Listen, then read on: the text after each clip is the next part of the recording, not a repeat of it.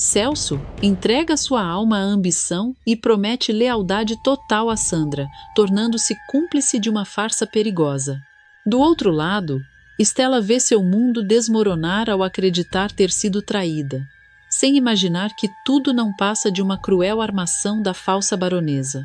Ferido, mas determinado, Túlio decide não desistir do amor que sente e inicia uma investigação silenciosa, armado apenas com inteligência e coragem. Um plano começa a tomar forma e pode mudar tudo. Será que Túlio conseguirá salvar seu relacionamento com Stella antes que seja tarde demais? Quem sairá vitorioso dessa guerra silenciosa? O amor ou a ambição? Já clique no botão de gostei e no final do vídeo dê uma nota de 0 a 10 para o que irá acontecer com Túlio, Stella e Sandra. Túlio segue escondido nas redondezas da casa da falsa baronesa, observando cada movimento com atenção obsessiva.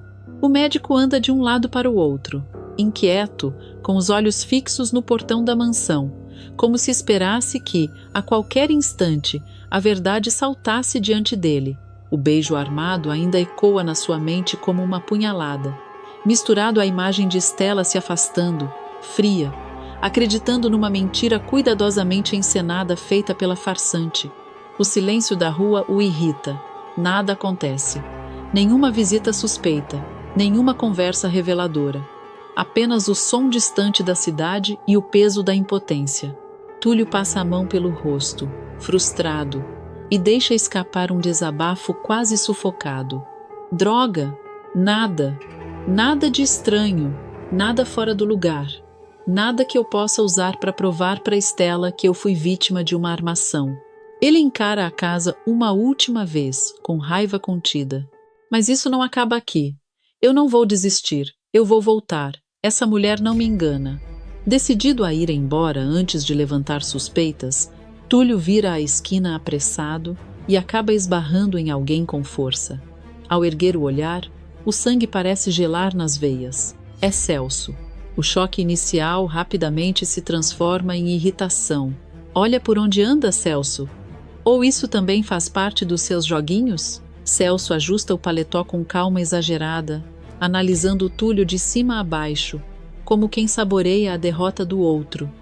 Em vez de responder com agressividade, abre um sorriso largo, calculado, quase debochado demais para ser natural.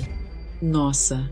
Que coincidência deliciosa encontrar você por aqui, meu caro Túlio. O tom é manso, mas os olhos carregam provocação. Celso leva a mão ao bolso interno do paletó e retira um envelope elegante, decorado, girando-o entre os dedos antes de estender ao rival. Você parece tão exaltado. Achei que isso pudesse te acalmar. Afinal, nada como uma boa notícia, não é? Túlio hesita antes de pegar o convite. O coração dispara. Ele reconhece o estilo imediatamente. Ao abrir e ler, suas mãos começam a tremer. Casamento? A voz sai embargada. Vocês marcaram o casamento e faltam poucos dias? Celso apenas inclina a cabeça, satisfeito, saboreando cada segundo do impacto. Quando a gente tem certeza do que quer, não há por que esperar, não acha? Diz, com um sorriso de vitória contida. Stella merece estabilidade, segurança, coisas que, bom, nem todo mundo consegue oferecer. Túlio fecha o convite com força, tentando manter o controle. Isso tudo tá rápido demais. Celso se aproxima um pouco mais, abaixando o tom, venenoso. Rápido para você, perfeito para nós. Sem esperar resposta, ele se afasta tranquilamente, caminhando pela rua como alguém que já venceu a guerra. Túlio fica parado por alguns segundos, assimilando o golpe. O choque dá lugar à desconfiança. Algo não fecha. Instintivamente, Túlio se esconde atrás de um carro estacionado e passa a segui-lo à distância. Celso anda alguns metros, diminui o passo, olha para os lados com cautela excessiva, como se temesse estar sendo observado. O comportamento levanta ainda mais suspeitas. Tá com medo de quê, Celso? Murmura Túlio, atento. O médico observa quando Celso para em frente à casa da baronesa. Antes de entrar, o rival lança mais um olhar desconfiado para os dois lados, respira fundo e atravessa o portão rapidamente. Os olhos de Túlio se arregalam. Não, isso não pode ser coincidência. Ele sente um aperto no peito, misto de raiva e confirmação. Então é isso. Você e aquela falsa baronesa estão juntos nessa armação. Túlio aperta os punhos. Claro que tem dedo seu em tudo isso. No beijo, na mentira, na separação. O médico suspira, consciente da própria limitação naquele momento. Mas agora eu sei onde procurar. Ainda não posso provar nada. Ele encara a casa, determinado. Por enquanto, com o olhar firme e a convicção renovada, Túlio se afasta lentamente, certo de que acabou de encontrar a primeira peça de um quebra-cabeça muito maior, um jogo sujo que ameaça destruir não só o seu amor por Stella, mas também revelar quem Celso realmente é. Abatido e com o coração em frangalhos, Túlio chega ao hospital tentando manter a postura profissional, mas o peso da impotência transparece em cada gesto. Ele caminha pelos corredores como no automático, enquanto sua mente insiste em voltar para o mesmo ponto, Stella. Ao dobrar um dos corredores, o médico a vê ao longe, concentrada no trabalho de enfermeira, organizando prontuários e orientando pacientes com a mesma dedicação de sempre. A visão faz Túlio hesitar. Ele respira fundo, reúne o pouco de coragem que ainda lhe resta e se aproxima. Stella percebe a presença dele, mas continua focada no que está fazendo, como se fingisse não notar. Túlio pigarreia, nervoso, e começa a falar, com a voz baixa e carregada de expectativa. Então, é verdade? Ele pausa, buscando os olhos dela. Você e o Celso, vocês realmente... Antes que ele consiga concluir a frase, Stella o corta com firmeza. Ela não ergue o olhar, não demonstra fragilidade, apenas responde de forma seca, profissional demais para alguém que, até pouco tempo atrás, planejava um futuro ao lado dele. É verdade sim, Túlio. Eu e o Celso vamos nos casar. Ela finalmente o encara, mas o olhar é frio, decidido, quase defensivo. E eu espero, sinceramente, que você respeite a minha decisão a partir de agora. O golpe é duro. Túlio sente como se o chão lhe faltasse sob os pés. Ele tenta dizer algo, qualquer coisa que a faça hesitar, mas percebe que seria inútil. Stella ajeita os papéis que segura, dá um passo para trás e se afasta, encerrando a conversa sem espaço para réplica. O silêncio que fica entre eles é ensurdecedor. Túlio permanece parado por alguns segundos, engolindo em seco, até se forçar a seguir em frente. O trabalho o chama, e ele se agarra à rotina como uma forma de não desmoronar. Minutos depois, já na sala de atendimento, ele encontra seu próximo paciente, o detetive Sabiá, sentado na maca, com um pequeno ferimento no braço. Veio se meter em confusão de novo, Sabiá? Pergunta Túlio, tentando soar casual enquanto prepara os materiais. Digamos que o perigo e eu temos um caso antigo, responde o detetive, com um meio sorriso irônico. Enquanto limpa e trata o ferimento, Túlio se perde nos próprios pensamentos. A imagem de Stella ao lado de Celso se mistura à lembrança da falsa baronesa, do beijo armado, da coincidência suspeita demais para ser ignorada. Ela pede que eu respeite a decisão dela, murmura, quase sem perceber que fala em voz alta. Mas eu sei que tem algo errado. Celso e aquela baronesa. Isso não é só coincidência. Sabiá franze o senho. Ele não escuta todas as palavras com clareza, mas capta o tom carregado de inquietação. O detetive observa Túlio por alguns segundos, atento demais para deixar passar aquele detalhe. Pela minha experiência, doutor, ele começa, com voz calma, mas firme. Quando alguém fala sozinho desse jeito, normalmente tem um mistério grande demais martelando a cabeça. Túlio pisca, como se despertasse de um transe, e tenta disfarçar. Não é nada demais, só coisas da vida. Sabiá solta uma risada curta, claramente cético. Coisas da vida não fazem um homem desse jeito. Ele inclina a cabeça, analisando. Isso aí tem cara de enigma mal resolvido. E eu aposto que envolve gente fingindo ser o que não é. Túlio suspira, derrotado. Ele percebe que não adianta tentar esconder. Na verdade, tem sim um problema, confessa. Mas não sei se tem solução. Às vezes a verdade até existe, mas não tem como provar. O detetive se ajeita na maca, interessado, como quem acaba de ouvir um convite para um bom quebra-cabeça. Meu caro, não existe crime perfeito. O que existe é falta de método. Ele aponta para o próprio ferimento, em tom irônico. Se eu sobrevivi a esse corte, você sobrevive a um coração partido. Só precisa das ferramentas certas. Túlio balança a cabeça, pouco convencido. E se a ferramenta que eu precisasse fosse algo impossível? Ele hesita. Algo que guardasse palavras, vozes, para que outras pessoas pudessem ouvir depois? Por um breve segundo, Sabiá fica em silêncio. Então, um sorriso lento e malandro surge em seu rosto. Ele leva a mão até a bolsa que está ao lado da maca, abre o zíper com calma calculada e remexe lá dentro, prolongando o suspense. Por fim, tira um pequeno aparelho e o ergue diante de Túlio. Hoje é seu dia de sorte, doutor. Ele deposita o gravador portátil na mão do médico. Um gravador de áudio, fiel, discreto e muito eficiente. Túlio arregala os olhos surpreso. Você tá falando sério? Mais sério do que nunca, responde Sabiá. Use com sabedoria. Grave a verdade. Mostre a quem precisa ouvir e depois me devolva. Túlio observa o aparelho como se fosse uma última esperança materializada. Um sorriso discreto, mas sincero, surge em seu rosto pela primeira vez em dias. Obrigado, Sabiá. Você não faz ideia do que isso significa para mim. O detetive apenas pisca, cúmplice. Faço sim. Mistérios gostam de ser desvendados. E eu tenho a sensação de que você acabou de dar o primeiro passo. Túlio guarda o gravador no bolso do jaleco, agora com um olhar diferente, mais atento, mais determinado. A dor ainda existe, mas, pela primeira vez desde que perdeu Estela, ele sente que não está completamente de mãos atadas. A verdade pode estar escondida, mas não por muito tempo. Os dias passam lentamente e Túlio transforma a espera em rotina.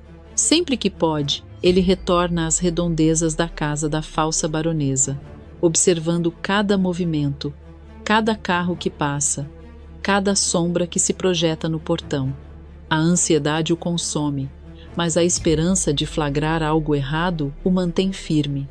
Dia após dia, nada acontece. A casa permanece silenciosa demais, como se escondesse segredos atrás de cada parede. No dia do casamento, já conformado com a possibilidade de não descobrir nada, Túlio está prestes a desistir quando um carro conhecido surge na esquina. Seu coração dispara no mesmo instante. Finalmente, agora sim, ele resolveu aparecer. Celso estaciona alguns metros adiante. Antes de descer, permanece dentro do carro por alguns segundos, observando a rua com atenção exagerada. Em seguida sai, ajeita o paletó, respira fundo e olha para os dois lados, desconfiado, como alguém que sabe estar cometendo algo errado. Tá com medo de quê, Celso? Murmura Túlio, escondido. O futuro noivo atravessa rapidamente o portão da casa da baronesa, sem tocar a campainha, como se fosse íntimo demais do lugar. Aquela atitude confirma o pior pressentimento de Túlio. Isso não é visita casual. Tem coisa muito errada aí. Mesmo com o coração acelerado, Túlio decide se aproximar. Cada passo é calculado, silencioso, temendo ser visto. Ele se esgueira até uma das janelas laterais e, ao espiar para dentro, vê a suposta baronesa surgir na sala.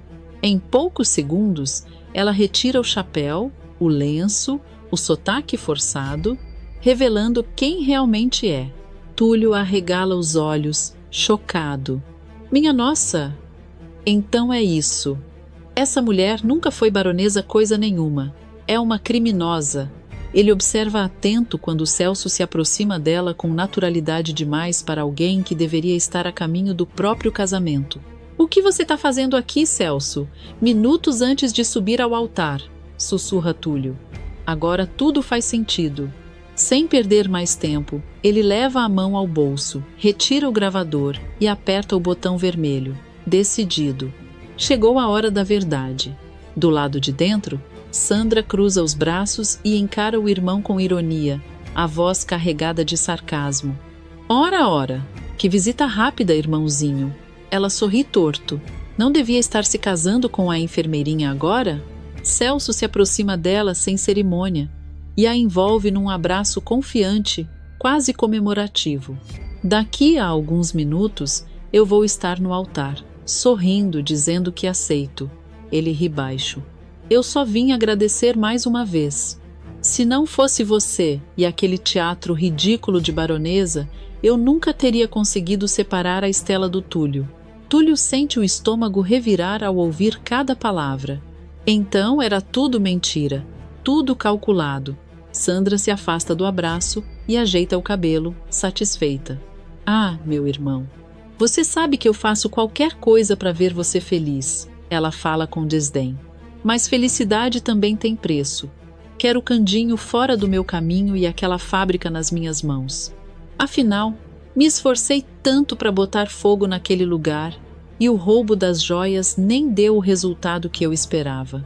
Celso solta uma risada curta, cúmplice. Pode deixar comigo, ele responde, confiante. Eu vou dar um jeito. Aquela fábrica ainda vai ser sua. Ele consulta o relógio e suspira, impaciente. Agora vamos. Não posso me atrasar. Afinal, vou me casar com a mulher da minha vida. Do lado de fora, Túlio fecha os olhos por um segundo, tentando assimilar tudo o que acabou de ouvir. Meu Deus, ele sabia de tudo. Do incêndio, das joias, da farsa, murmura, transtornado. Eu não posso permitir que a Estela se case com um homem desses. Celso e Sandra saem da casa animados, conversando como se nada de grave tivesse sido revelado. Túlio se esconde rapidamente, segurando a respiração enquanto os observa passar. Eles vão pagar por isso, mas primeiro eu preciso salvar a Estela.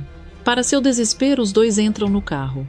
Celso dá partida sem hesitar e arranca em alta velocidade, seguindo em direção à igreja. Não, não agora, Túlio sussurra, desesperado. O carro já se afasta, virando a esquina. Se eu não correr agora, acabou. Ele aperta o gravador no bolso, como se aquilo fosse sua única arma, e começa a correr pela rua, ignorando o cansaço, a dor, o fôlego curto. Vamos, Túlio, corre! Ele incentiva a si mesmo. Você consegue! Isso não é sobre você, é sobre a felicidade da Estela. Você precisa chegar a tempo, por ela.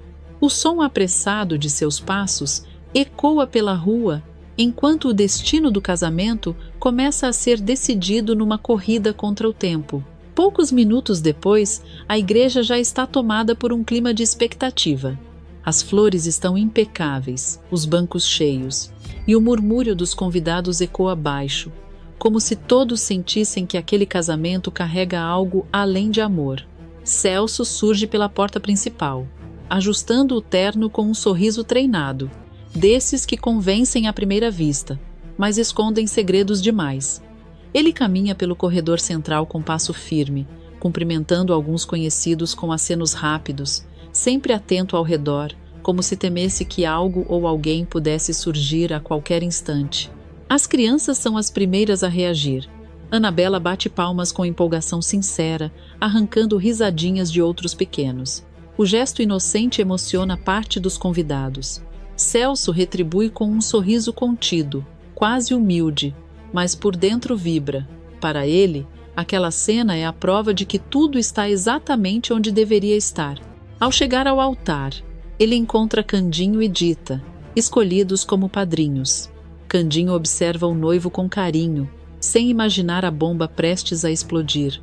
Já Dita, mais atenta, lança um olhar rápido, desconfiado, como se algo naquele sorriso apressado não se encaixasse direito.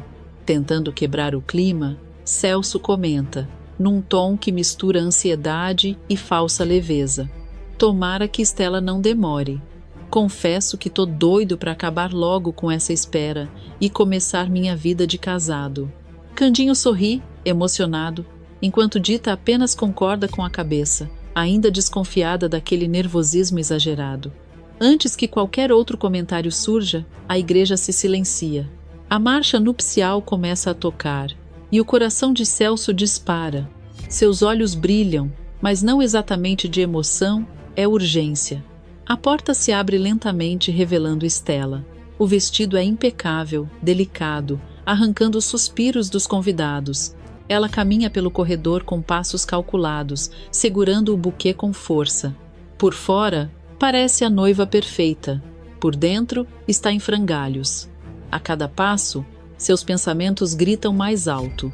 Será que eu estou fazendo a coisa certa? Será amor ou só medo de ficar sozinha? Será que eu estou me convencendo de algo que não sinto mais? Ela ergue o olhar por um segundo e encontra Celso. Ele a observa como quem já venceu.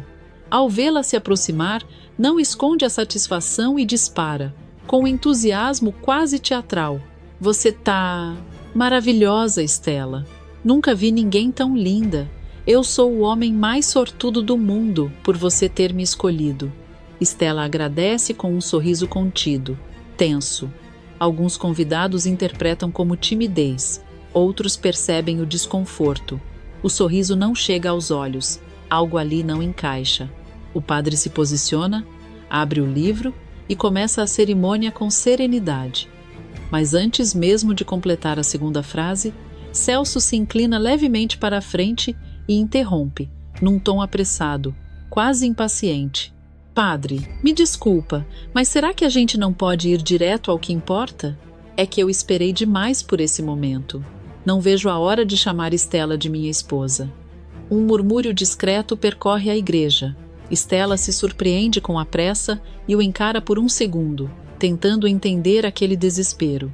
O padre observa os dois com atenção. Interpreta o gesto como a ansiedade de um homem apaixonado e sorri com complacência. Normalmente sigo o ritual completo, mas conhecendo a fé da Stella e acreditando na boa intenção do noivo, farei essa exceção. Celso solta um suspiro aliviado.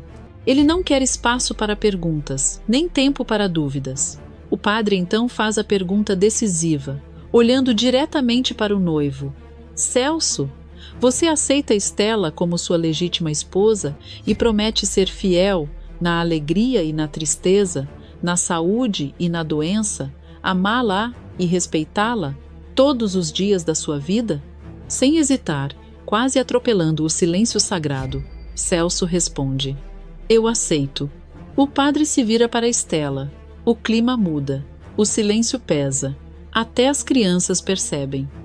Stella, você aceita Celso como seu legítimo marido e promete ser fiel, na alegria e na tristeza, na saúde e na doença, amá-lo e respeitá-lo todos os dias da sua vida? Ela trava. O tempo parece parar. O buquê treme levemente em suas mãos. Stella olha para Celso, depois para o padre. Vê Candinho sorrindo, confiante. Vê Dita apreensiva. Vê Anabela radiante, cheia de esperança. O peso da decisão a sufoca. Com a voz baixa, quase um sussurro carregado de medo, ela pergunta: por todos, todos os dias da minha vida, padre? O padre confirma com a cabeça, sem desconfiar do abismo que se abre naquele instante. Stella fecha os olhos por um segundo, engole em seco e, contra tudo o que sente, começa a responder. A frase fica suspensa no ar. O coração dela grita, e o destino, prestes a mudar, prende a respiração junto com todos na igreja. O silêncio da igreja é absoluto. Stella ainda está paralisada, com a frase presa na garganta, quando de repente a porta principal se abre com violência. O barulho ecoa pelo templo, interrompendo a solenidade e fazendo todos se virarem ao mesmo tempo. Túlio surge no corredor central, ofegante, suado, com o olhar determinado de quem correu contra o tempo e o destino. Ele mal recupera o fôlego e já grita, com a voz embargada mais firme: não, Stella, você não pode se casar com esse homem. Ele não é quem diz ser, nem ele, nem essa falsa baronesa. Um burburinho explode entre os convidados. O padre recua um passo, sem entender o que acontece. Celso se vira lentamente, o semblante mudando do nervosismo para a revolta calculada. Ele tenta manter a pose de vítima injustiçada e dispara, em tom agressivo e debochado. Mas que absurdo é esse? Você enlouqueceu de vez, Túlio. Invadir uma igreja desse jeito só porque não aceita que a Estela me escolheu? Estela encara Túlio, completamente desnorteada. O coração dispara. Ela tenta manter firmeza, mas a voz sai trêmula. Túlio, o que você está fazendo aqui? Eu pedi para você respeitar minha decisão. O que é isso tudo? O jovem médico respira fundo, encara Estela com dor e verdade nos olhos e levanta a mão, exibindo o pequeno gravador. Seu tom é sério, decidido. Eu não preciso explicar nada, Estela. Quem vai contar a verdade são eles mesmos. Celso dá um passo à frente, visivelmente tenso, tentando interromper. Abaixa isso agora. Você não sabe o que está fazendo. Mas Túlio ignora. Aperta o botão. O som metálico do clique ecoa pela igreja. Em seguida, a voz de Celso preenche o ambiente. Clara, cruel, impossível de negar. Sim, eu vou subir naquele altar e casar com Estela em alguns minutos. Eu só vim aqui para agradecer mais uma vez pelo que você fez, Sandra. Se você não tivesse armado aquela traição falsa do Túlio com seu disfarce de baronesa, eu não teria conseguido. Um coro de espanto percorre os bancos. Estela leva a mão à boca, sentindo o chão desaparecer sob seus pés. Candinho empalidece. Antes que alguém consiga reagir, o áudio continua. Agora é a voz da baronesa, sem sotaque, fria, venenosa. Isso não é nada, irmãozinho. Você sabe que eu faço qualquer coisa para te ver feliz. Mas se quiser me recompensar, dá um jeito do Candinho ainda ter que me vender a fábrica que eu mesma tratei de colocar fogo, já que o roubo das joias não deu certo. Gritos abafados surgem entre os convidados. Dita arregala os olhos horrorizada. Estela sente as pernas fraquejarem. O gravador segue implacável, trazendo a última pá de terra sobre a farsa. Pode deixar, irmã. Eu vou fazer o possível para essa fábrica ser sua. O silêncio que se instala é pesado, sufocante. Candinho avança alguns passos, completamente transtornado, com a voz quebrada pela dor e pela fúria. Então era tudo verdade? Você estava escondendo a Sandra de mim esse tempo todo? Ajudando ela a destruir minha vida, minha fábrica, minha família? Você sabia de tudo e teve coragem de olhar na minha cara? Celso tenta se recompor, mas o suor escorre. Ele balbucia, dissimulado. Candinho, você está tirando tudo de contexto. Isso é a armação desse rapaz. Mas ninguém acredita. Estela encara Celso com lágrimas nos olhos e só consegue pronunciar o nome dele, carregado de decepção. Celso. Desesperada, a falsa baronesa se levanta abruptamente tentando inverter a situação, adotando um tom indignado e teatral. Isso é um absurdo. Esse rapaz sempre foi obcecado por mim. Me perseguiu, me difamou, agora inventa essas histórias para se livrar. Antes que ela continue, um movimento inesperado muda tudo. Anabela, que observava tudo com atenção silenciosa, sobe num dos bancos da igreja, ignorando os chamados dos adultos. Num gesto rápido e corajoso, ela puxa a peruca da baronesa. O acessório cai no chão, revelando a inconfundível cabeleira loira de Sandra. O choque é imediato. Gritos ecoam. O padre faz o sinal da cruz. Estela arregala os olhos. Candinho fica imóvel, devastado. A farsa desmorona diante de todos.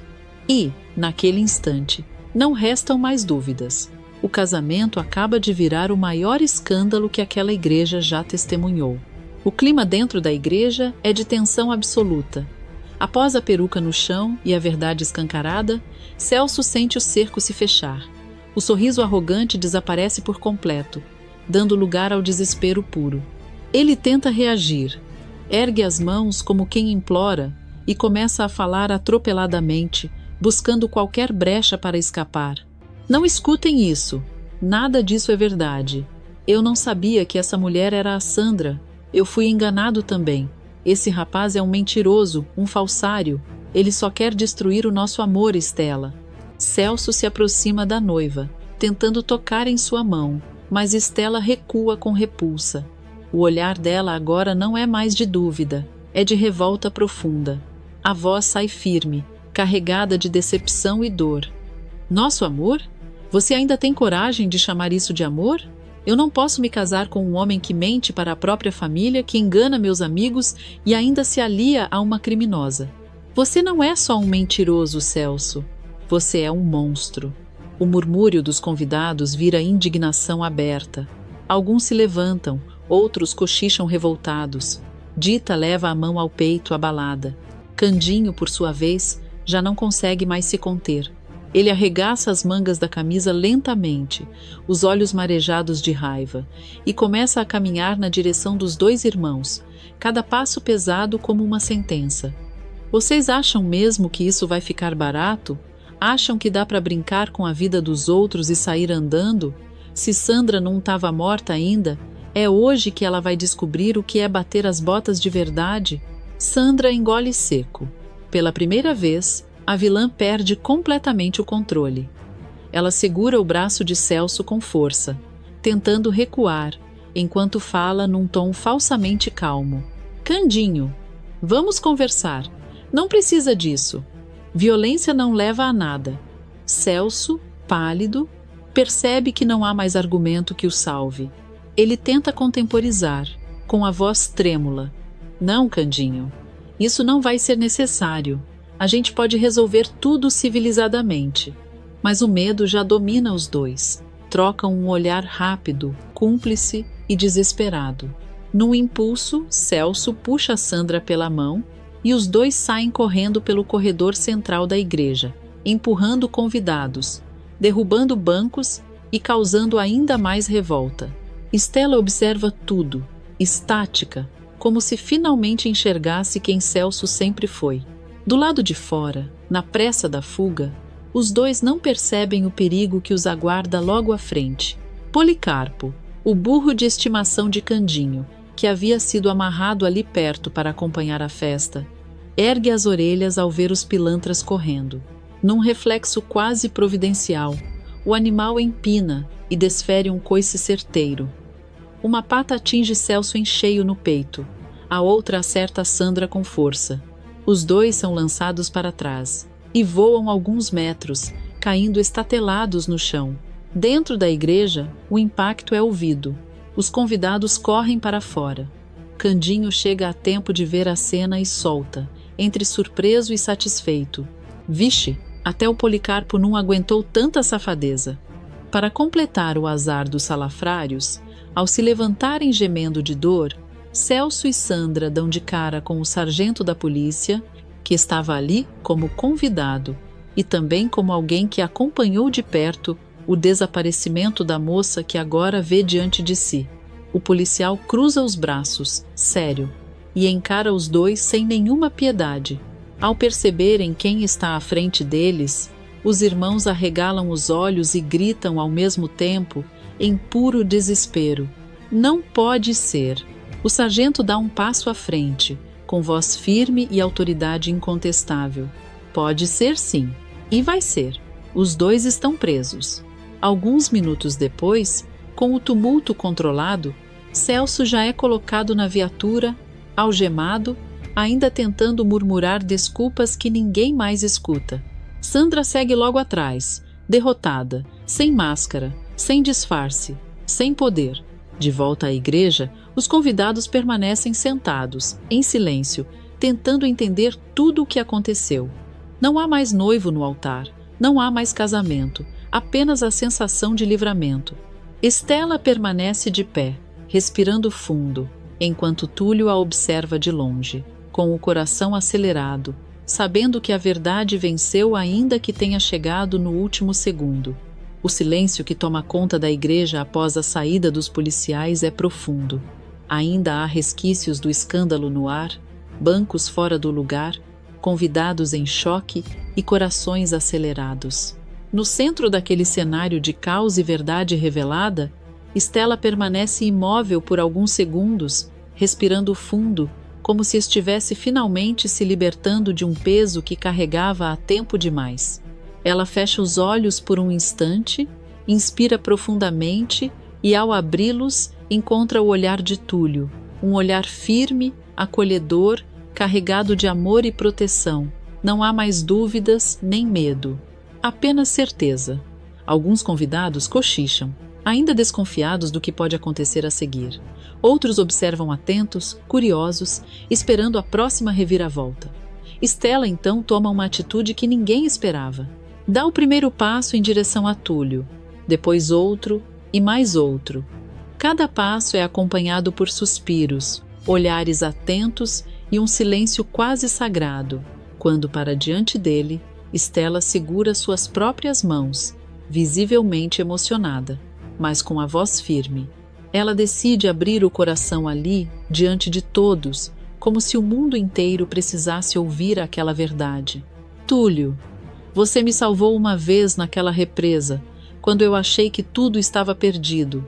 Cuidou de mim quando eu estava fraca, quando ninguém mais percebia minha dor.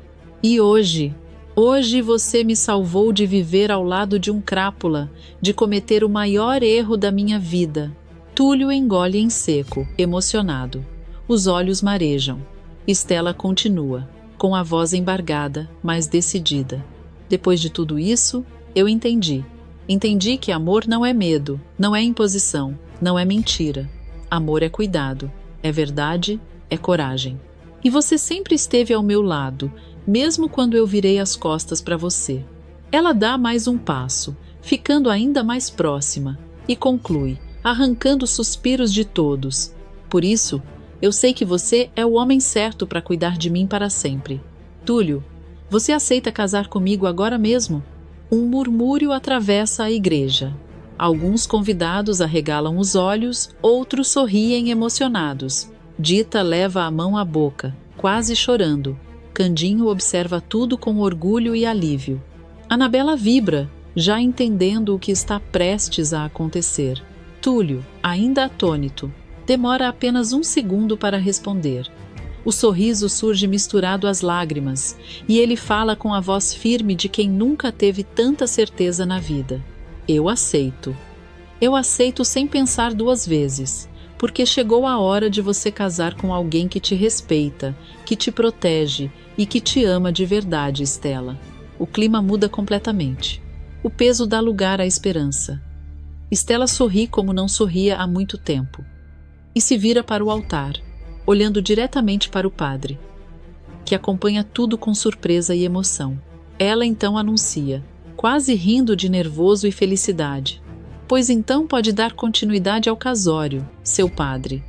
Mas agora, comigo e com ele. Alguns convidados trocam olhares incrédulos, outros sorriem divertidos diante da ousadia.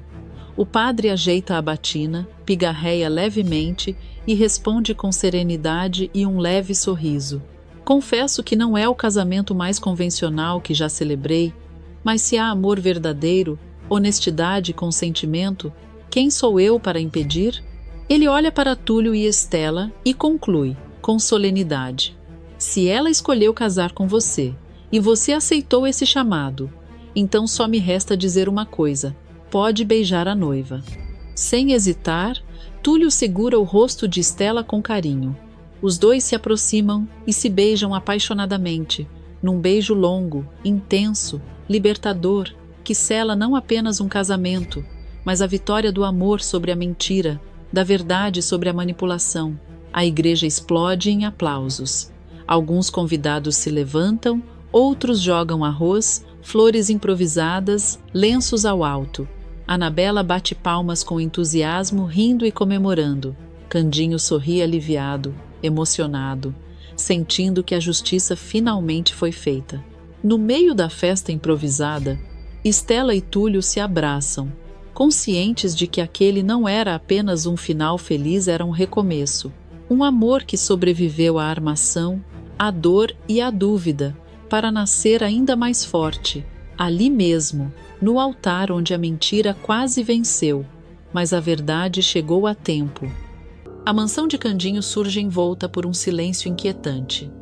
Do lado de fora, Sandra observa a fachada imponente com um meio sorriso calculado, enquanto Ernesto força discretamente a entrada. Assim que a porta se abre, os dois se entreolham, atentos a qualquer sinal de movimento. Nada, nenhum ruído sequer. A casa parece abandonada, vazia demais para uma noite de Natal. Ernesto dá alguns passos hesitantes, olha ao redor e sente um arrepio percorrer a espinha. Ele baixa a voz, claramente desconfortável. Sandra. Tem certeza absoluta que não ficou ninguém aqui? Ela solta um riso contido, carregado de sarcasmo, enquanto caminha pelo saguão, como se estivesse no próprio território. Mas é claro que tenho, Ernesto. Você acha mesmo que o Candinho ia ficar em casa numa noite dessas? A cidade inteira está na praça, suspirando por aquela cantora estrangeira. Ele engole seco, encara a escada e depois a porta de entrada, como se já imaginasse o pior. Tá. Mas e se alguém resolver voltar mais cedo? Eu fico fazendo o quê, hein? Sandra para por um instante, vira lentamente o rosto e o encara com desprezo disfarçado de impaciência. Você vigia. É para isso que você serve agora. Ou tá querendo desistir bem na reta final? Incomodado, Ernesto tenta se justificar, inflando o peito. Eu não tô com medo, não. Só tô sendo prudente. Prudência nunca mandou ninguém pro Chilindró. Sandra se aproxima. Passa os dedos pelo rosto dele num gesto aparentemente carinhoso. Mas o olhar é frio, calculista. Relaxa, querido. Quem vai acabar atrás das grades é quem confia demais nos outros. E não se preocupe, eu vou ser rápida. Ela pega a bolsa, confere se está tudo no lugar e segue em direção à escada. Ernesto permanece parado por alguns segundos, observando-a subir, claramente dividido entre admiração e receio. Ele então assume sua posição, caminha até a porta e espreita pela janela, tenso. Isso não está me cheirando bem, murmura para si mesmo, tentando afastar o pressentimento. No andar de cima, Sandra avança pelo corredor com passos firmes, como se já conhecesse cada canto daquela casa.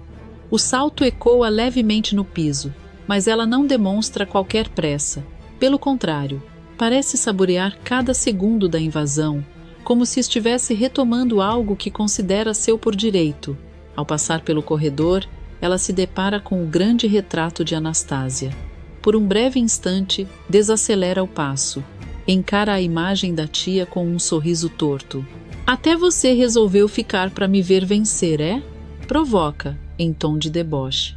Ela vira o rosto para seguir adiante, sem notar que atrás dela, uma luz estranha parece cruzar o quadro, iluminando os olhos de Anastasia de forma quase sobrenatural, como se a mãe de Candinho estivesse acompanhando cada movimento em silêncio absoluto. Sandra estremece sem entender o motivo. Para por um segundo, franze a testa e solta uma risada nervosa. Que bobagem! Isso aqui tá me dando nos nervos. Ela ajeita o cabelo, recompõe a postura e segue decidida rumo ao quarto de Candinho, sem perceber que, naquela casa aparentemente vazia, o passado não apenas observa ele à guarda. Enquanto isso, lá embaixo, Ernesto aperta o casaco contra o corpo, olha novamente para fora e depois para a escada, inquieto. Anda logo, Sandra, anda logo, sussurra, sentindo que aquela noite pode acabar muito diferente do que eles planejaram.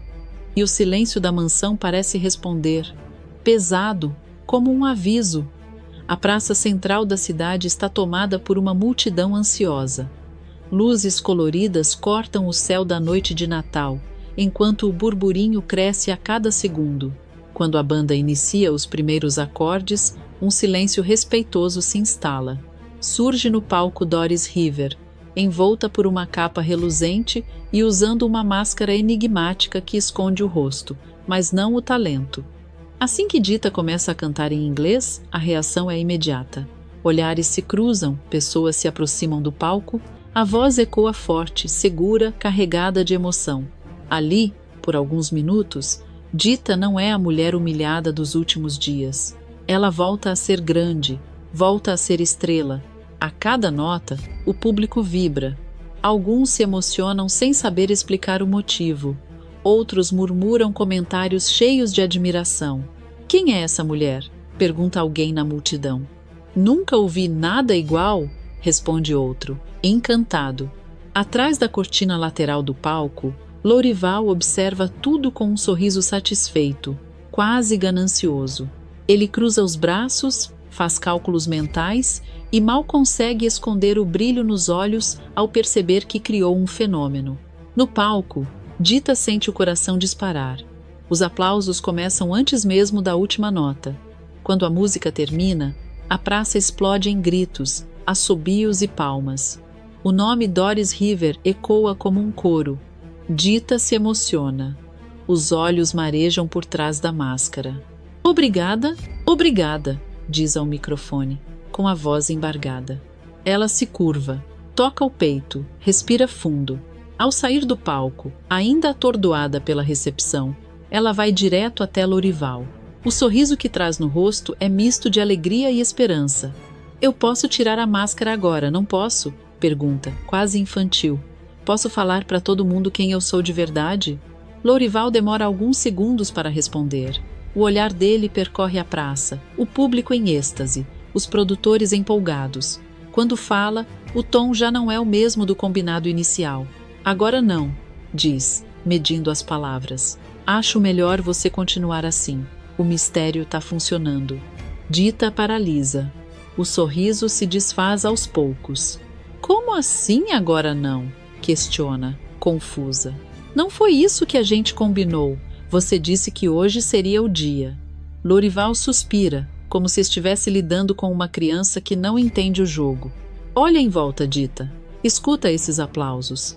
Você acha mesmo que isso vai continuar quando descobrirem quem você é? A expressão dela muda. A alegria dá lugar à mágoa. Então é isso, diz, com ironia amarga. Você não quer que a Dita Ribeiro apareça. Você quer só a máscara. Quer minha voz rendendo dinheiro para você. Lourival tenta manter a calma, mas o nervosismo aparece. Não distorce as coisas. Eu tô pensando na sua carreira. Isso é estratégia. Estratégia para quem? Rebate ela. Para você ganhar mais? Porque para mim isso tá parecendo prisão. Ela dá um passo para trás, já decidida. Eu nunca devia ter confiado em você. Lourival se desespera. Segura o braço dela com cuidado, quase implorando. Espera. A gente conversa. Eu tenho um plano, um cronograma. Sei exatamente o dia em que você vai se revelar. Dita se solta, firme. Não, eu não quero plano nenhum. Eu quero minha família. Quero passar o Natal com quem me ama do jeito que eu sou. Passar bem.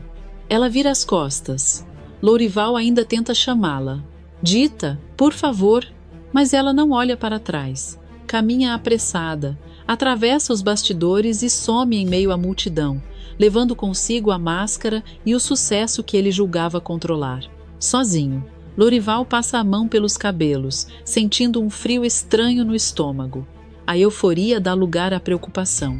Eu não acredito, murmura para si mesmo. Eu devia ter falado diferente. Eu não posso perder essa mulher. Ele encara o palco vazio, sem imaginar que, enquanto tenta controlar o destino de Doris River, uma reviravolta silenciosa já começa a se desenhar longe dali. E o Natal, mais uma vez, promete mudar tudo. A sala está iluminada por luzes natalinas e risadas espalhadas pelo ambiente. O clima é de falsa tranquilidade. Anabela corre entre os enfeites, ri com os filhos de Celso e se diverte como há tempos não fazia. Stella observa a irmã à distância, aliviada por vê-la sorrindo depois de tantos dias difíceis. Celso ergue uma taça, tenta parecer integrado, mas mantém o olhar atento, sempre calculando tudo ao redor. De repente, algo muda. Anabela para no meio da sala. O sorriso desaparece lentamente. Ela encara as pessoas ao redor e percebe algo estranho. Vê as bocas se mexendo, risadas abertas, palavras sendo ditas, mas não escuta absolutamente nada. O som parece ter sido sugado do mundo. A menina franze a testa, confusa, bate palmas perto do próprio ouvido. Nada. Stella tenta chamar, mas sua própria voz não retorna. O pânico começa a tomar conta. Annabella abre a boca, grita, mas o desespero cresce quando percebe que nem o próprio grito parece existir. O som não chega até ela. Ela começa a se agitar. Os olhos marejam, o corpo treme. Stella percebe a mudança e se aproxima rapidamente. Annabella? O que foi, meu amor? Pergunta preocupada. A menina tenta explicar, gesticula, aponta para os ouvidos, chora sem emitir som algum que consiga reconhecer. O desespero é visível. Eu não tô ouvindo, diz, aos prantos, forçando a voz. Não tô ouvindo nada. Stella empalidece. Segura o rosto da irmã com as duas mãos, tentando manter a calma, mas por dentro o medo explode. Calma, calma. Respira comigo. Pede, mesmo já sentindo que algo está muito errado. Annabella começa a chorar de forma descontrolada. Me ajuda, Stella, por favor. Celso se aproxima, incomodado com a cena, tentando entender o que está acontecendo. O que foi agora? Pergunta, com certo ceticismo. Ela se assustou com alguma coisa? Stella vira-se lentamente para ele, já sem paciência. Ela não está ouvindo, Celso. Nada. Ele franze a testa, desconfiado. Será que isso não é nervoso? Criança inventa muita coisa, ainda mais com essa agitação toda de Natal. Stella o encara como se tivesse levado um tapa. Você está me dizendo que minha irmã está fingindo? Pergunta incrédula. Eu só acho exagero sair correndo agora, completa ele com sarcasmo velado. Ainda mais para procurar aquele doutorzinho logo hoje. A palavra doutorzinho cai como uma bomba. Stella se aproxima um passo, o olhar duro, carregado de desprezo. Chega, Celso, olha para a cara dela. Você acha mesmo que isso é exagero? Ela aponta para Annabella, que mal consegue se manter em pé de tanto chorar. A saúde da minha irmã vem antes do seu orgulho ferido. Se você quiser, fica aqui com seus filhos. Eu vou sozinha. O clima pesa. Os filhos de Celso observam tudo em silêncio. Ele engole seco, claramente tocado, mas orgulhoso demais para admitir de imediato. Você sempre faz isso. Joga tudo na minha cara. Eu faço quando você age como se o mundo girasse ao seu redor, rebate Stella, sem baixar o tom. Annabella se agarra ao braço da irmã, assustada, como se pudesse desaparecer a qualquer momento. Stella, não me deixa. O pedido da menina quebra qualquer resistência que ainda restava em Celso. Ele suspira, sente um frio no estômago e finalmente cede. Tá, você tem razão, diz, vencido. Eu vou com vocês. Meus filhos vão entender. Stella não responde. Apenas ajuda Annabella a se levantar. Evita olhar para Celso. Por dentro, sente um misto de alívio e incômodo. Parte dela queria apoio. Outra parte preferia enfrentar tudo sozinha. Enquanto eles se preparam para sair, o clima de Natal se dissolve. As luzes piscam, as risadas cessam, e o silêncio que tomou Annabella parece contaminar toda a casa. Stella lança um último olhar para Celso, frio, distante. Ela sabe. Aquela noite não vai terminar ali, e o silêncio da irmã pode revelar muito mais do que todos imaginam. O quarto de Candinho permanece mergulhado numa penumbra pesada, cortada apenas pela luz fraca que entra pelas cortinas. Sandra avança pelo espaço como quem pisa num território conquistado. O salto ecoa baixo no piso, e cada passo dela carrega a certeza de que está prestes a virar o jogo. Ela para diante do cofre antigo, herdado de Anastásia. Passa a mão pela superfície fria, respira fundo e sorri com desprezo. Até nisso você era previsível, titia, murmura, enquanto gira o disco da senha com calma calculada. Sempre a data do filhinho querido. Mesmo longe, Candinho nunca deixou de ser uma pedra no meu caminho. O clique seco do cofre se abrindo ecoa pelo quarto. Os olhos de Sandra brilham. Ela se inclina, abre a porta e se depara com as joias perfeitamente acomodadas, reluzindo como se esperassem por ela. Mas olha só, diz, encantada. Justo você, Candinho, acaba de resolver todos os meus problemas. Se soubesse, Acabou de me dar a maior felicidade da minha vida. Ela pega uma das joias com cuidado exagerado, quase reverente. Observa cada detalhe, a delicadeza do trabalho, o peso simbólico daquelas peças. Como pode uma coisa tão pequena carregar tanto poder? Reflete, hipnotizada. Vitória, alívio, justiça, tudo isso cabe aqui dentro. Sem resistir, Sandra coloca o colar no pescoço, brincos nas orelhas, anéis nos dedos. Caminha até o espelho e se encara como se estivesse diante de uma nova versão de si mesma. Sorri, vira o rosto, se admira. Agora sim, sussurra. Essa sou eu. No andar de baixo, Ernesto anda de um lado para o outro, inquieto. Ele olha para o relógio, depois para a escada. O silêncio da casa começa a incomodar. Ela está demorando demais, resmunga, sentindo o suor escorrer pelas mãos. Incapaz de esperar mais, ele sobe as escadas em passos rápidos e entra no quarto sem anunciar. A cena que vê o deixa atônito. Sandra desfila diante do espelho, exibindo as joias como uma rainha. Você enlouqueceu? Dispara, irritado e nervoso. O que você pensa que está fazendo? A gente não tem tempo para isso. Sandra se vira bruscamente, surpresa e furiosa. E o que você está fazendo aqui? Rebate seca. Eu mandei você ficar lá embaixo, vigiando. Você disse que ia pegar as joias e a gente ia embora, insiste ele. Então anda logo. Antes que ela responda, um barulho seco ecoa no andar de baixo. Algo cai. Um passo? Uma porta? Os dois congelam. Ernesto arregala os olhos. Você ouviu isso? Sandra se aproxima dele instintivamente, tentando esconder o próprio medo. Ouvi. E você devia estar lá embaixo para impedir isso. Então vamos sair pela janela. Agora, sugere ele, aflito. Sandra o encara como se ele fosse um idiota. Você perdeu o juízo? Estamos no segundo andar. Sibila. Desce agora e vê quem tá aí. Eu? Pergunta Ernesto, quase sem voz. Ela se aproxima ainda mais, baixa o tom, cruel. Ou prefere que eu conte para os seus amiguinhos do bar que você é um frangote medroso? A provocação atinge em cheio. Ernesto engole seco, endireita o corpo, força uma coragem que não sente. Pode deixar, meu amor, diz, fingindo firmeza. Eu vou ser o seu herói. Ele sai do quarto decidido, até perder o campo de visão de Sandra. No corredor, a valentia desmorona. Ele respira fundo. Pega o primeiro objeto que encontra um castiçal pesado e o segura como se fosse uma arma. Desce as escadas em passos curtos, olhando para todos os lados, o coração disparado. Quem estiver aí, apareça! Grita, a voz falhando. Eu tô preparado para tudo. O silêncio responde. Um silêncio espesso, ameaçador. No quarto, Sandra observa a porta fechada, o sorriso lentamente desaparecendo.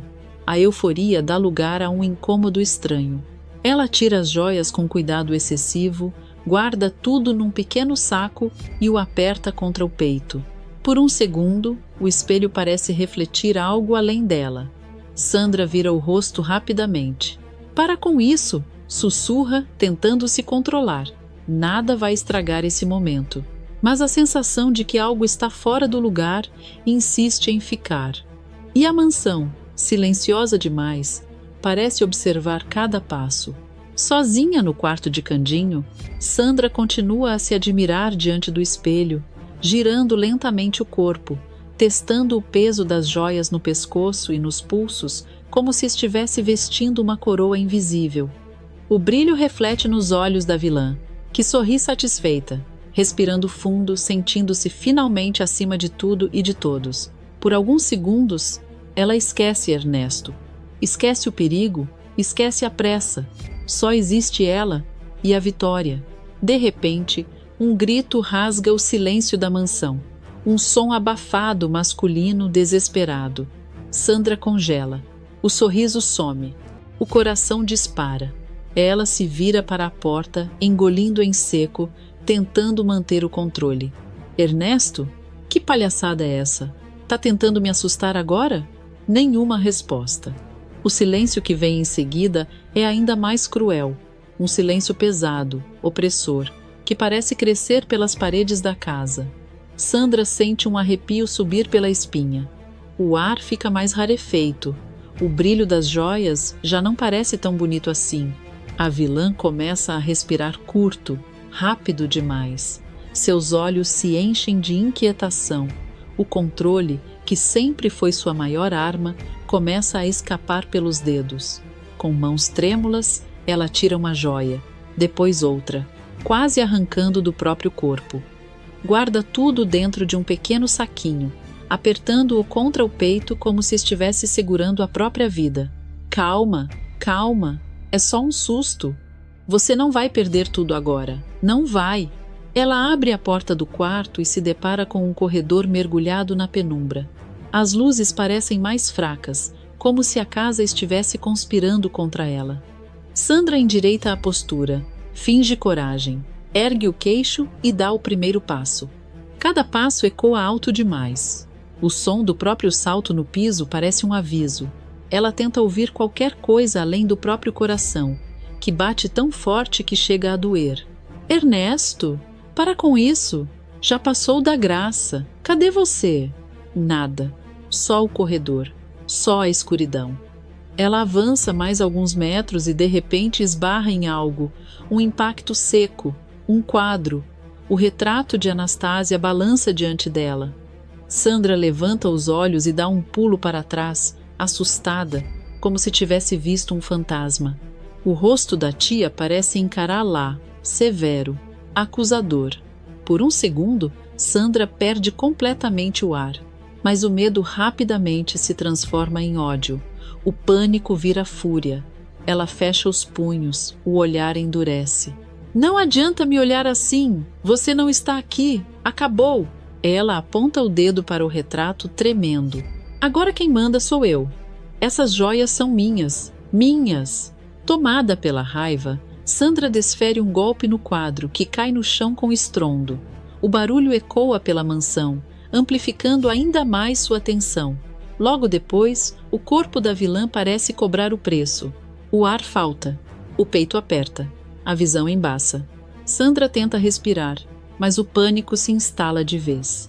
Ela leva a mão ao pescoço, os olhos arregalados, a boca aberta em busca de oxigênio. O saquinho das joias escorrega de seus dedos e cai no chão. Ela se apoia na parede, escorrega lentamente, sentando no chão, completamente vulnerável. Não, não agora. Eu não posso perder. Tudo começa a escurecer. Do outro lado da cidade, em um contraste brutal com o luxo da mansão, Dita chega à rodoviária carregando uma mala simples e um coração pesado. Ela se aproxima do guichê, pergunta pelos horários, insiste, mas a resposta é sempre a mesma. Não há mais ônibus para Piracema. A realidade cai como um golpe. Dita caminha até um banco e se senta, derrotada. O movimento da rodoviária continua ao redor, mas ela parece invisível. As lágrimas escorrem sem que ela tente conter. É ali, vulnerável, que Lourival surge. Ele se aproxima devagar, cauteloso, percebendo o choro contido. Posso me sentar? Dita enxuga o rosto rapidamente, ergue o olhar, desconfiada, e responde com ironia amarga. Depende. Você quer falar com a Dita Ribeiro ou com a Doris River? Lourival respira fundo antes de responder. Com as duas. Porque, querendo ou não, elas são a mesma mulher. Dita balança a cabeça, inconformada. Não são, não. E você sabe disso. A Dita é motivo de vergonha. A Doris é aplaudida. A Dita fala errado, veio da roça. A Doris é o que vocês inventaram para caber num palco. A voz dela falha, mas o orgulho permanece firme. E eu nunca vou ser essa pessoa que vocês querem, porque eu tenho orgulho de quem eu sou. Lourival abaixa os ombros, vencido. O tom dele muda, sincero, sem disfarces. Você tem razão. Eu errei. Tentei te transformar num produto quando, na verdade, é a indústria que não sabe reconhecer o que é verdadeiro. Ele a encara com respeito. Você é única. Nem mesmo a Doris River chega aos seus pés. Dita se levanta, nervosa, tentando se recompor. Eu não preciso ouvir isso agora. Eu só queria passar o Natal com a minha família. E nem isso eu consigo. Lourival, não hesita. Eu te levo. É o mínimo que eu posso fazer. Ela o encara por longos segundos. O orgulho luta com o amor. No fim, o coração vence. Eu só aceito porque amo mais a minha família do que o meu orgulho. E você pode ficar para a ceia, porque gostando ou não, você me devolveu algo que eu sentia falta, os aplausos. Lourival sorri, aliviado. Eu prometo respeito, e a sua música vai tocar na rádio, porque é a única coisa que eu quero ouvir. Dita respira fundo. Pela primeira vez, sente que talvez esteja no caminho certo, sendo exatamente quem sempre foi. No hospital, o clima é de tensão contida. Celso e Estela entram apressados, trazendo Anabela nos braços. A menina aparenta fragilidade. Respira com dificuldade e se agarra a Estela como se tivesse medo de desaparecer. A mocinha tenta manter a postura firme, mas o olhar denuncia o pânico que insiste em escapar. Assim que os três surgem no corredor, Túlio surge quase ao mesmo tempo, já colocando luvas, dando ordens aos enfermeiros, completamente focado. Coloca ela aqui, devagar. Isso. Anabela, olha para mim. Respira fundo comigo. A voz dele é calma, profissional, mas carregada de cuidado demais. Estela observa cada gesto, cada palavra, lutando para não se desmontar ali mesmo. Ela aperta as mãos, prende a respiração, tenta não demonstrar o quanto aquela proximidade a desestabiliza. Celso percebe, não de imediato, mas percebe. O olhar dele vai de Túlio para Estela, captando pequenos sinais. O silêncio excessivo dela, a maneira como evita encará-lo, o tremor quase imperceptível nos dedos. Túlio examina Anabela com atenção, faz perguntas rápidas, checa sinais vitais. Foi uma crise de ansiedade, mas ela já está reagindo. Vamos observar mais um pouco, tá bem? Estela assente, quase sem voz. Obrigada. Celso se aproxima da menina, acaricia seus cabelos quando Anabela começa a respirar melhor. Ao vê-la mais calma, o peito dele se alivia. Naquele instante, tudo o que importa é a menina. Tá vendo? Já passou? Eu tô aqui. Túlio se afasta alguns passos, mas o clima entre ele e Estela continua carregado. Há algo não dito, algo suspenso no ar. Celso observa mais uma vez, desconfiado, mas escolhe engolir qualquer pergunta. Não agora, não ali. Algumas horas depois, longe dali, o carro de Lourival estaciona em frente ao sítio. A noite está iluminada por luzes simples, coloridas, anunciando o Natal. Dita desce do carro devagar, o coração apertado, dividida entre gratidão e mágoa. Lourival também desce, visivelmente sem jeito. Eu acho melhor ir embora. Não quero atrapalhar. Antes que Dita responda, Candinho surge, vindo da casa com um sorriso aliviado. Ele se aproxima rápido, envolve a esposa num abraço apertado. Graças a Deus, Dita. Eu estava preocupado demais. Achei que você não vinha mais. Ela respira fundo, devolve o abraço, ainda um pouco distante. Quase não vim, mas o Lourival me deu carona. Candinho ergue o olhar para Lourival. Analisa o homem por alguns segundos e, em vez de frieza, oferece hospitalidade. Então, vem cear com a gente. Todo mundo ouviu o show, foi bonito demais. Lourival hesita, claramente constrangido. Mas, vocês não acharam estranho o nome dela não ser dito? Candinho dá de ombros, com uma serenidade que surpreende. Claro que a gente achou, mas também sabe o que o Ernesto fez com ela. A verdade sempre aparece, e enquanto isso, que mal tem fingir ser outra pessoa para sobreviver? Dita escuta em silêncio. Um sorriso amarelo se forma no rosto dela, misto de dor e gratidão. O clima fica estranho por alguns segundos, pesado demais para uma noite de Natal. Percebendo isso, Candinho quebra o silêncio. Bom, vamos conversar comendo. A comida está esfriando e já é hora de trocar os presentes. Lourival respira fundo e aceita com um leve aceno de cabeça. Mesmo chateada com ele, Dita entende que aquela noite tem algo de especial. Há uma magia simples ali, feita de perdão incompleto, verdades engolidas e afeto genuíno. Enquanto caminham para dentro da casa, as luzes piscam, as vozes se misturam e, apesar de tudo, o Natal cumpre seu papel: juntar pessoas feridas e imperfeitas, tentando seguir em frente. E, mesmo com tantos segredos ainda escondidos, aquela noite promete marcar todos eles para sempre. Na mansão silenciosa, quebrada apenas pelo estalar distante da madeira antiga, Sandra começa a despertar. O corpo dela se mexe lentamente no chão frio, a cabeça lateja, a respiração ainda descompassada. Quando abre os olhos, a primeira coisa que vê é o rosto de Ernesto, pálido, suado, tentando manter a calma que não sente. Num sobressalto, ela se senta de uma vez. O que está acontecendo? Por que você está me olhando assim? Ernesto dá um passo para trás, claramente abalado. A voz sai trêmula, quase um sussurro. Eu não sei. Eu subi, desci, revirei essa casa inteira. Não tem ninguém aqui. Ninguém. Sandra franze o senho. A desconfiança misturada com pânico. Como não tem ninguém? Eu ouvi um barulho. Não foi coisa da minha cabeça. Ernesto passa a mão no rosto, nervoso. Sandra, você estava caída no chão, branca desse jeito. O que aconteceu aqui em cima? Ela tenta responder, mas o olhar escapa dele e se fixa no retrato de Anastásia, pendurado na parede, intacto depois de tudo. O rosto da tia parece encará-la com reprovação. O ar falta. A respiração de Sandra acelera. O corpo começa a tremer. Para de me olhar assim, ela grita, apontando para o quadro. Eu não vou devolver nada. Elas são minhas. Ernesto empalidece de vez. Que isso, Sandra? Com quem você está falando? Tá sozinha aqui.